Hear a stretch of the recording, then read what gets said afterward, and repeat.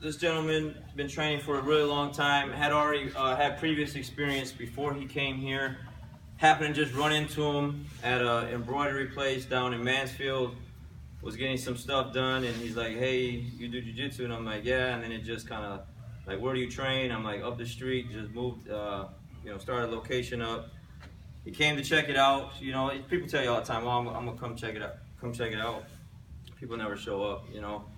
But Mr. Vazquez did, and it's one of the best things that's ever happened to me, to our academy. For those that don't know, he's a strength and conditioning coach for the Texas Rangers. He's an awesome addition to the team, and it's just my pleasure, my honor to bring him up to black belt. So big round of applause for Mr.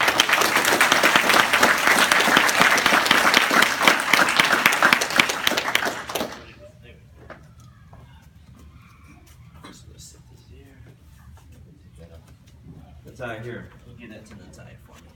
Oh, yeah.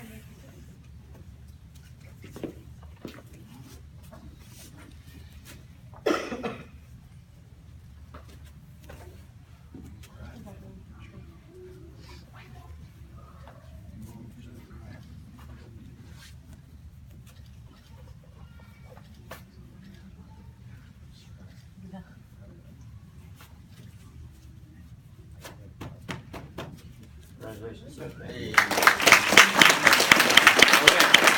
So just like Natalia did, we would like to have Mr. Vazquez share with us some of his journey on how he got here. Yeah, it's this morning as I was getting ready, my wife was like, "Oh, you're excited." I'm like, "Yeah, I'm excited," but it was neat because there was so many stories running through my head about this day and about getting the black belt. But before I get into one of the few of the stories, I just want to acknowledge God, because I feel like everything I do, I like to run it by Him first. And this has been a long journey, something that's been a big part of my life for the last 10 and a half, maybe 11 years. 11 years, guys, 11 years. And so I just, I think that, my kids, my friends, people that know me, they know that my faith is what my motivator.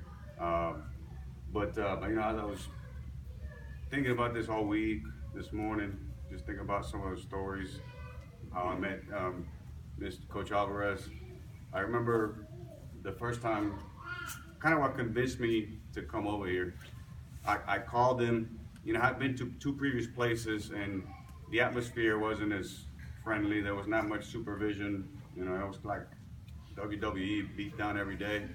And I'm thinking, I'm not spring chicken, and I can't just be getting. I want to learn, but I don't want to get beat up every time. And so I called him, and I started kind of sharing my story. And I remember something he said to me that just made sense. I was like, you know what? I'm gonna go train with him. He said something to me like, when you start hunting, you don't go hunt for bears first. You hunt for squirrels. And I was like, you know what? That makes sense to me.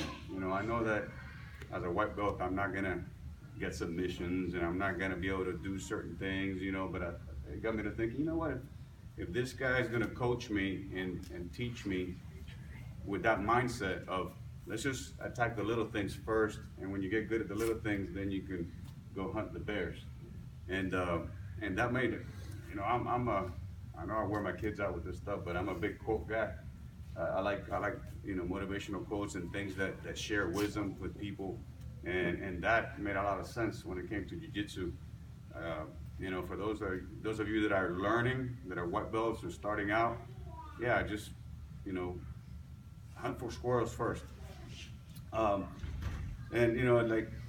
Again, I just wanted to thank a few people. Obviously, Coach Alvarez has allowed me to come and go, learn from different places. He's watched me grow in this academy, but he's given me the freedom to train and explore and go to other places. That seems to be a very touchy subject with a lot of schools, is where you train. If you go here, go there. He's been very kind to allow me to do that. And it's been a good thing, because I've been able to bring stuff back and share with my teammates some of the stuff that I learned. But it's been awesome for him to allow me to come and go like that. Obviously, my family, so many years of putting up with my injuries and my broken bones and walking around the house with ice bags and bringing machines home from work to give myself treatment.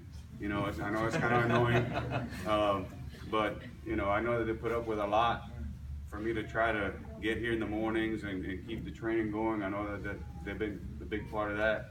And the other person, Jordan, the reality it is, there were so many times that I felt like quitting. Right around my purple belt, I was getting a lot of injuries, and it seemed like I couldn't get to class, and I was beginning to doubt whether I was ever going to get here.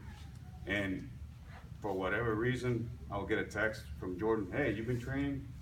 Or he would call me, "Hey, I got to move," or "Hey, you know, just kind of, he would just check up on me." And I was like, you know what, I better go. It's like it just a voice inside me said, you know what, you better go. He's checking up on you. And it means a lot that he did that. He probably didn't know what he was doing, but he did. And it kept me going. So that's also important, to always have accountability partners, people that kind of push you and check up on you and see how you're doing. Because the main thing that I've gotten out of this black belt is relationships. The relationships that I've made over the years with the people that I've trained is beyond anything that I can describe. So for those of you that are getting your black belts, congratulations. I mean, I've known you guys for a long time too, so it's been awesome training with you guys. And for those of you guys that are, you know, aiming to get a black belt, I mean, it's an awesome journey. You know, I recommend it. So thank you. Big round of applause.